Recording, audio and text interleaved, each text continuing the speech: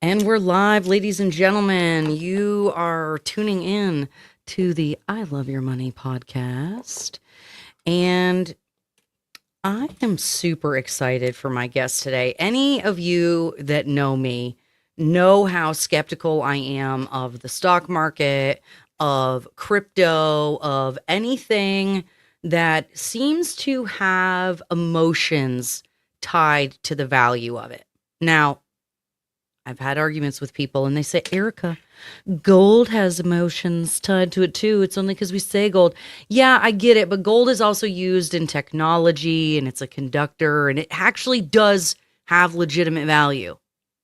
So, you guys, when we're talking about things like crypto and blockchain, and when you've got the likes of even Hawk Tua Girl out there starting their own freaking coins, how do you know what's real, what's true, what's a scam, what's not?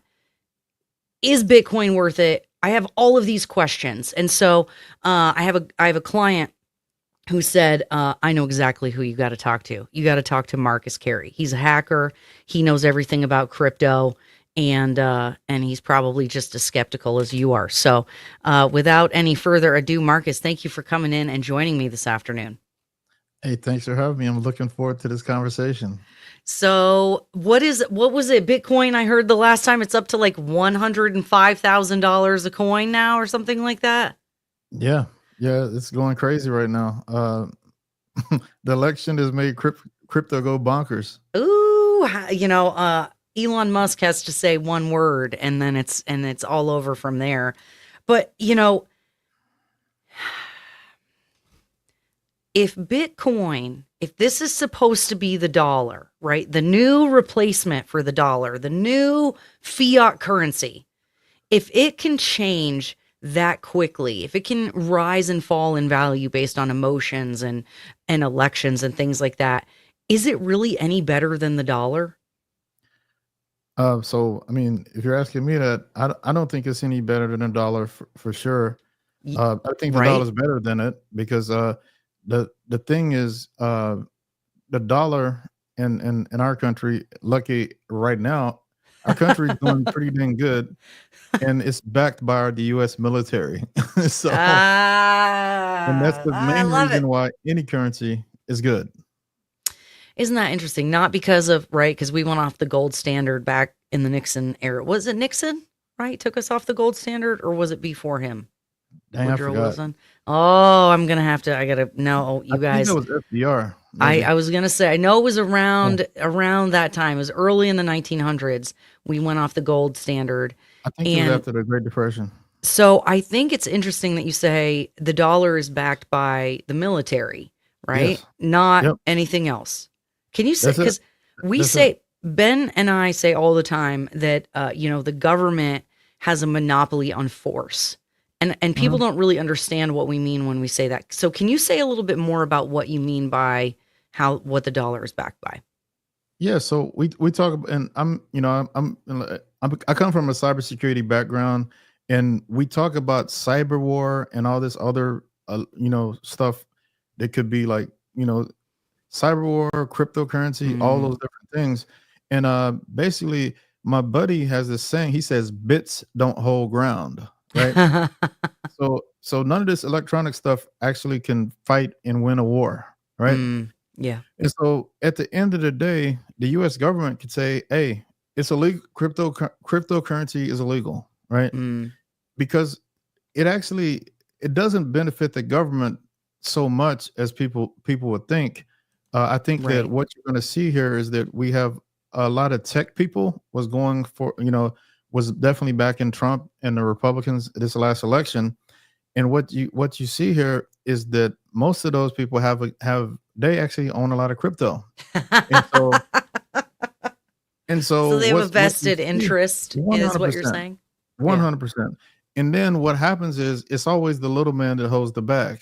Mm. I've been dealing with crypto for a number of years now. I've wrote crypto contracts. I wrote I'm really into it. And what I see is crypto is mainly full of scammers, and nobody wants to be secure. And it's crazy. I mean, I actually tried to write some security stuff for crypto, and nobody wants security in it, right? It's Oh my crazy. God. Well, I thought that was the whole point of blockchain, was that there was like security, more safety, something or other. Absolutely not. Absolutely What? not. Okay, So, so hold but I on. do think the Okay, so hold technology. on. Okay, so let's back up just a second. So your background, Marcus, is in you're like a white hat hacker, right? That's what they say. Like you're a hacker, but a good guy, Mhm. That's right? what they say. Okay, so you're coming at this from your background in security and safety. You're not just like, oh, I'm some kind of, IT guy. Like Yep. you're talking about the infrastructure of the blockchain. The infrastructure of the internet, your Okay. computers, all of this stuff is interdependent. And Yeah. what happens is, like in the crypto world, you're your own banker essentially. Some people like that freedom, but there's no FDIC. There's none of that thing. Mm. Even like NFT booms, the NFT thing was hot for a second. Oh People yeah, were those looking are to that. What yeah, happened is money you're your own laundering. art gallery if you're an NFT, if you have an NFT. So there's no guns again. Physical world, Mm. there's people at the door, at banks, there's security measures put in. And with crypto, a lot of times it's just your password. And so sometimes people forget their passwords. And then you know what happens? You can't get your You crypto. lose all your money. Wasn't there some guy who lost his dongle thingy or whatever, and he had 50 million Bitcoin or Yep. 50,000 Bitcoin or something like that, Yep. and it's so millions of dollars just It's locked up. It's locked up. So if at a bank, and you can forget your PIN, you can go to your bank and reset your PIN, right? Uh, Simple. that's I true. think that the core technology of Yeah. cryptography, and blockchain is useful, and I do believe that the core technology will be used by the U.S. Mm. government at some point because it is easier to clear transactions. So you can know what's in somebody's bank account real simple. So the actual technology is cool, but what happens is all the speculation on all these. I don't know. They call it there's a word for it, and I don't know if I can say it on your podcast. Yeah. Say, can it's, you it's a curse word. say the first letter? S Uh, H coins like oh, Bitcoin. Yeah, yeah, crap it coins. rhymes with Bitcoins. Yeah. Yeah. So Yeah. so On my other podcast, you can swear. This one, we try to keep yeah, it yeah. PG So 13. there's a lot of these coins, They're garbage, is and what they you're saying. stink. Yeah, like that's what literally. Okay, and see, you can tell we're PNC 17, PG 13. The Hawk to a girl. Like, come on, bro. So who bought coins from that? And apparently, whatever it was, they took like $1 million in fees right off the top, and so Oh, yeah. they're now getting sued, or like the FEC is going after them or something.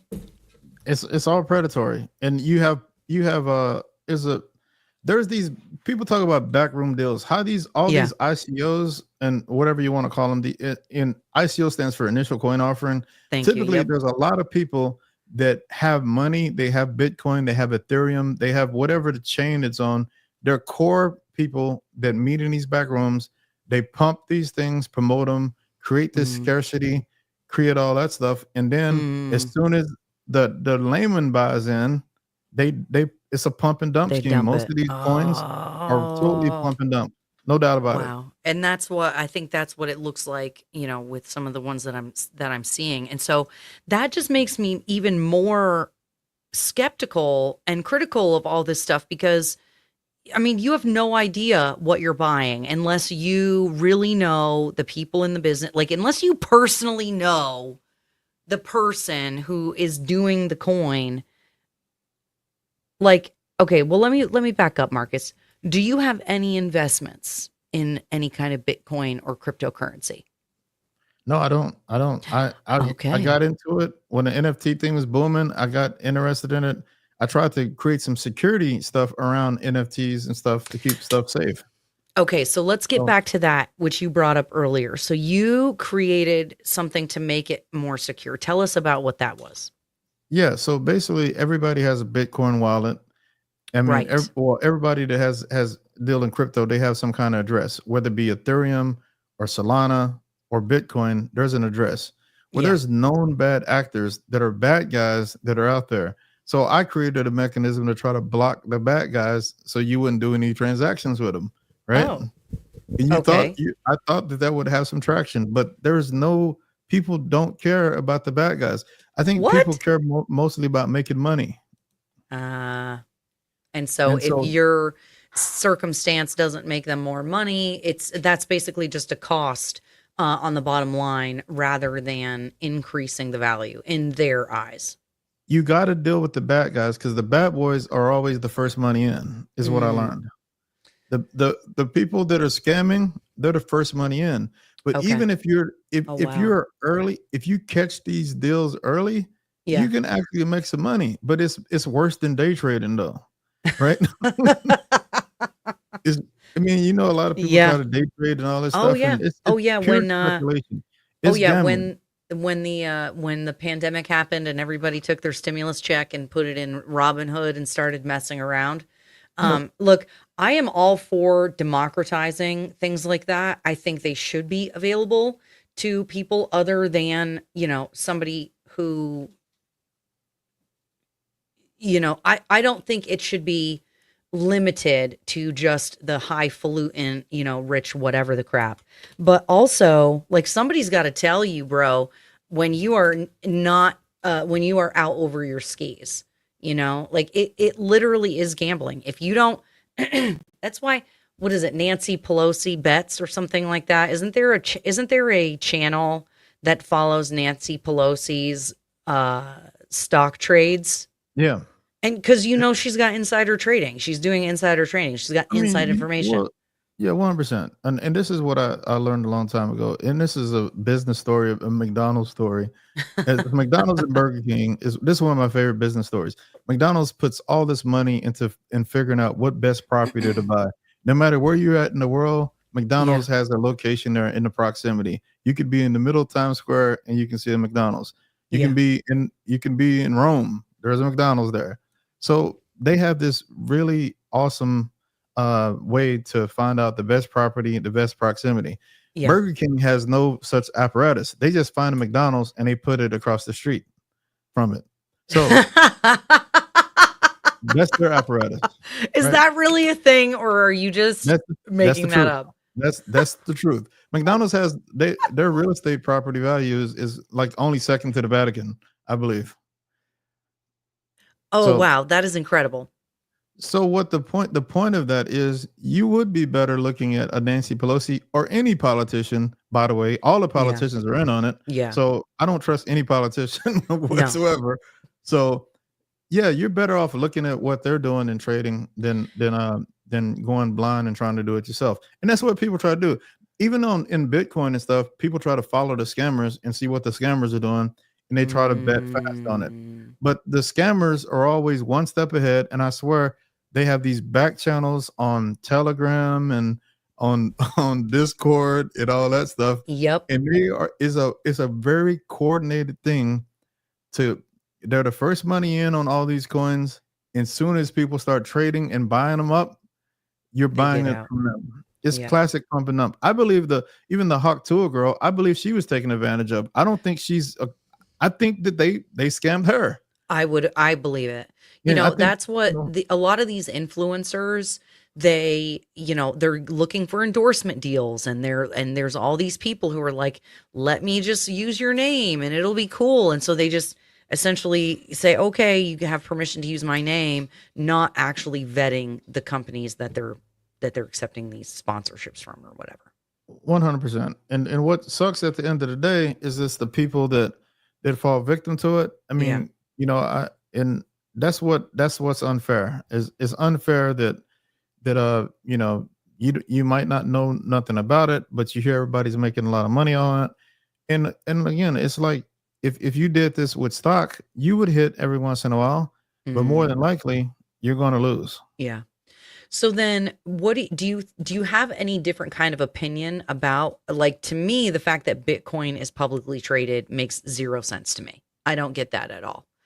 The fact that the value is based on the stock market rather than Like, and maybe I'm thinking about this wrongly, so please correct me.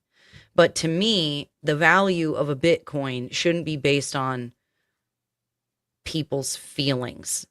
So is there any way to like actually control? Well, hold on a second. Okay. See, I'm going back to this idea that there's any sort of actual physical, any value that exists in the world. But Bitcoin and crypto is essentially just ones and zeros out in the ether somewhere. And so if say the zombie apocalypse happens, I mean, money wouldn't be worth anything either, but you get where I'm going with this. Like if somehow the power went out, your Bitcoin is just gone, right? Like there's nothing to continue to trade. Like if the power goes out, technically there's still money. I don't know. Tell me if I'm wrong. Am I thinking about this wrongly? I think you're thinking about it in the right way. The point and what the point that I keep on coming back to is at the end of the day, everything's fiat currency. Everything's fiat is because we believe that I should trade a dollar for this. Yeah. And we all agree to it. We're all good.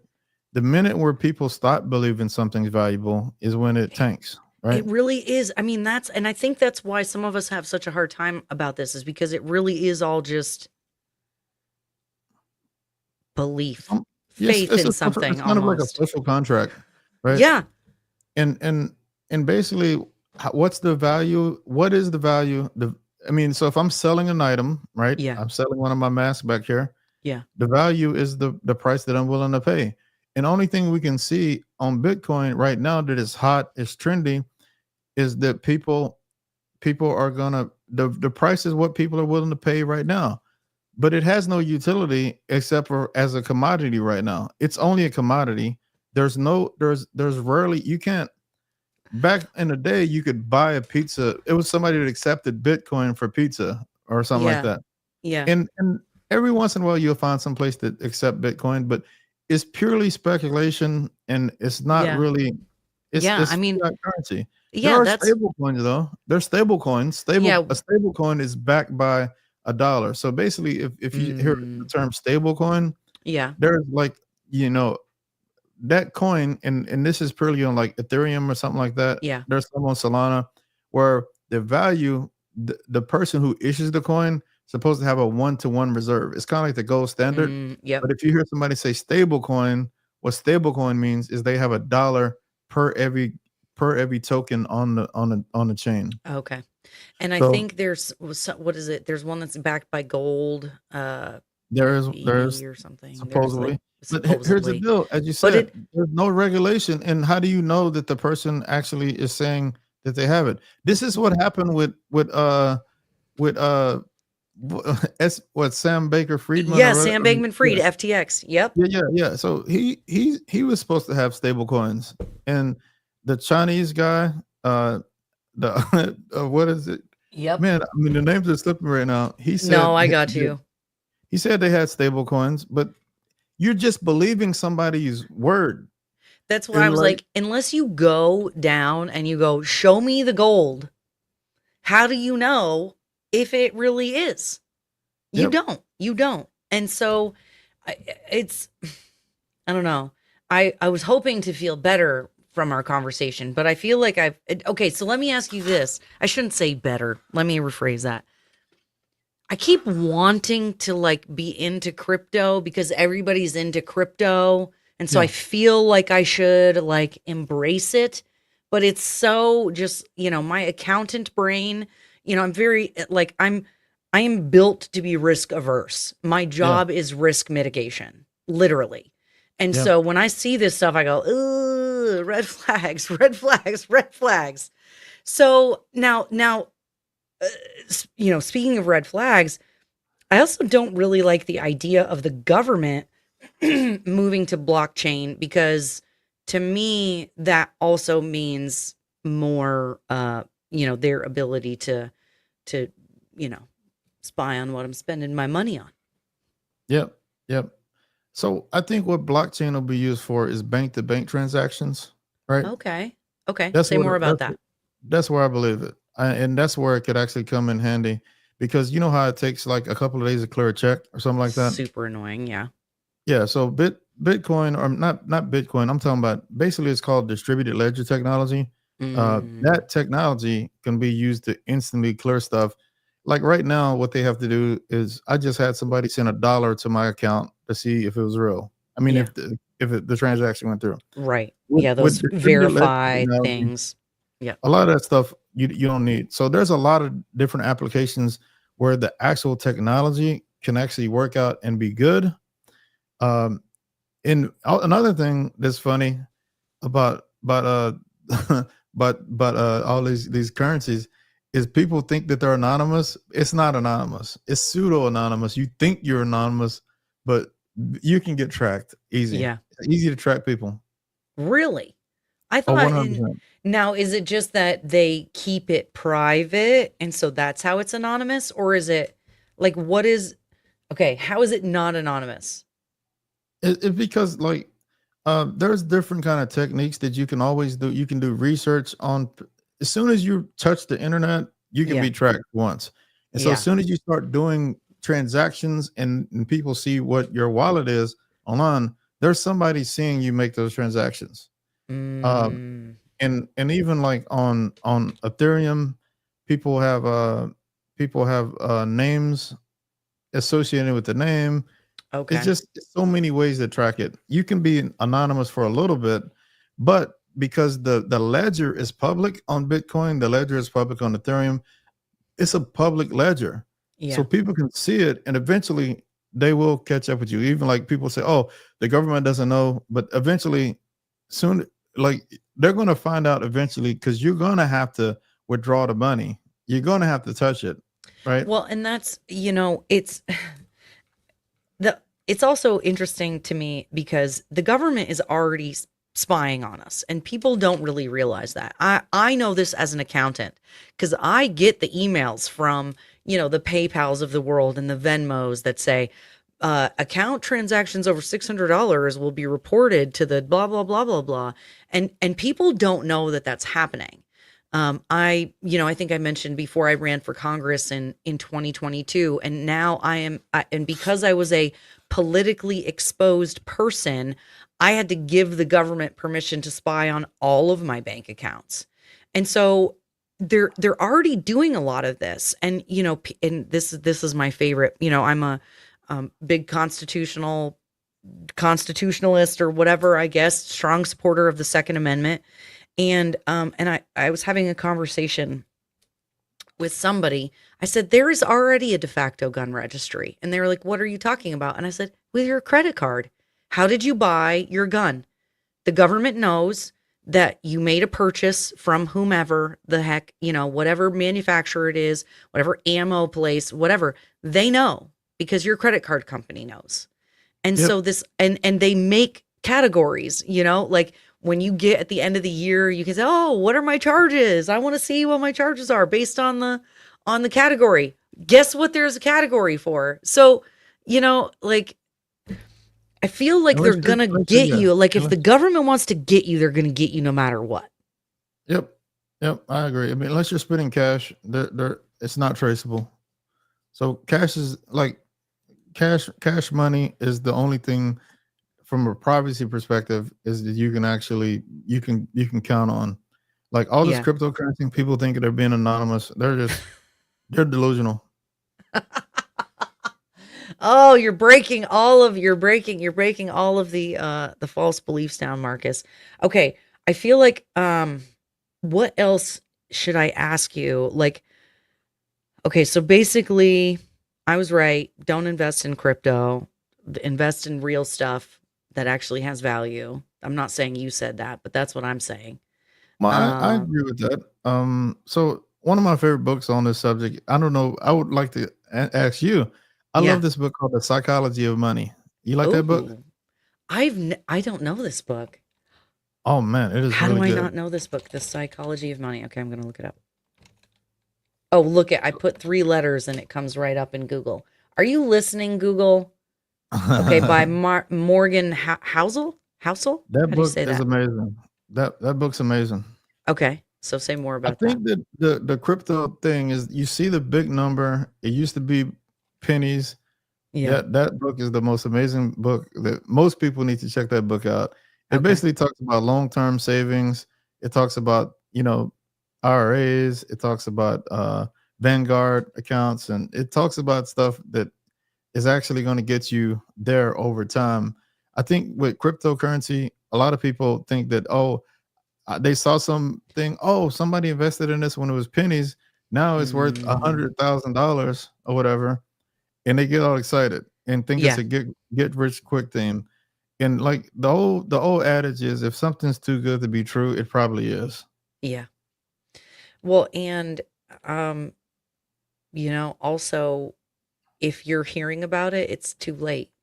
Oh, 100%. Yeah. Right? I Yeah. think that was, did you 100%. tell me that or did I hear that somewhere else? Like, if you're No, no. hearing about the big thing, you're too Yeah, late to buy it. I think that's a dang what's the dude name? Warren Buffett. I think that's a Warren Buffett quote. Oh, maybe that's it. Maybe Yeah. that's where I heard it. Yeah. Or the guy that Because, works with Warren Buffett, probably. That's a Buffett quote though. That's one of those guys. yeah, It's that's, true. I think that, what you said is so important. And I know we were just having a conversation. These get rich quick schemes are not, they're not just in crypto. It's not just these multi-level marketing companies. You have people out there who are claiming to be coaches and, millionaire real estate people, and they're just selling you a bill of goods. And the only people that I know who legitimately got rich quick, like they were drug dealers or their family gave them money. You know what I mean? Like to me, there is not a way around building some kind of skill that has value that you can increase money with. Yeah. Yeah. I So, mean, even like I one of my favorite YouTube videos I've ever seen was the guy you're probably familiar with the book Freakonomics, right? yes. And so he did a talk and he talked about they sent a PhD candidate student. He went into this project, Cabrini Green's apartments in Chicago, Oh, wow. and basically the average drug dealer on a corner was making less than somebody at McDonald's, right? What? Yeah, and so they did accounting. Funny enough, you would love this talk. I should send it to you. I'm they, I'm they so excited they right had now. they had the books from a drug gang in Chicago. They did all the books and they did accounting, like gap analysis or whatever. It's like they did that on a drug gang, and they actually show you how much everybody made at whatever level, and they compared it to the McDonald's corporation. It's amazing. So even I need to people see that see this. the flashy lifestyle and all that of drug dealers, they don't even that's not even true. So not don't believe like the old saying, and I think that believe half of what you hear. No, but half of what you see and none of what you hear. Yep. Is the heard it through the grapevine. I love it. I think that's a perfect place to put a pin in the conversation today, Marcus. Is it a TED Talk? Because I think I just found it. Yeah, it is a TED Talk. Yep. Okay, That's I'm an gonna amazing put. talk. Yep, I'm gonna put with Stephen Levitt. I'm gonna That's it. put. Yep, I'm gonna put a link in the description for everybody to watch it, and I will definitely check it out. Thank you. And I'll put a link in the description for the book you recommended as well, The Psychology of Money. So, Marcus Carey, white hat hacker, crypto antagonist like myself. If people want to follow you, if they want to learn more, do you have any social media where people can check you out? Website, uh, a lot. We shared some stuff in the description, but share where you want on the video. Yeah, so I mean, if you want to follow me, I'm professional. You can look up Marcus J. Carey on LinkedIn, and you'll see a picture of this face. So, Yeah. and you can hit me up on LinkedIn at any time. DM me on LinkedIn, and I'd love to talk to people. I talk to random people. So if you have any questions, hit me up. I love it. All right, you guys. So I'll keep, like I said, I'll put the links in the chat and maybe in the description too. And Marcus, thank you so much for your time today. I really appreciate you sharing your opinion. And you guys, we're going to close with a book for Audit Armor. It's basically accounting cliff notes for entrepreneurs, how to keep yourself out of trouble. So share this with somebody you know who just started a business. All right. Thanks again, Marcus. Thanks. Hi there, ladies and gentlemen. My name is Ericka Reddick. I'm a fractional CFO and also known as the Fixer. So if you are a small business owner and you're trying to understand your finances, or you're an entrepreneur and you know that you need to understand some things before you get started, Audit Armor, Fortifying Your Financials is an excellent book for you. Grab your copy today, grab the freebies, and make sure to stay tuned because we've got some great webinars and other things for you coming up soon.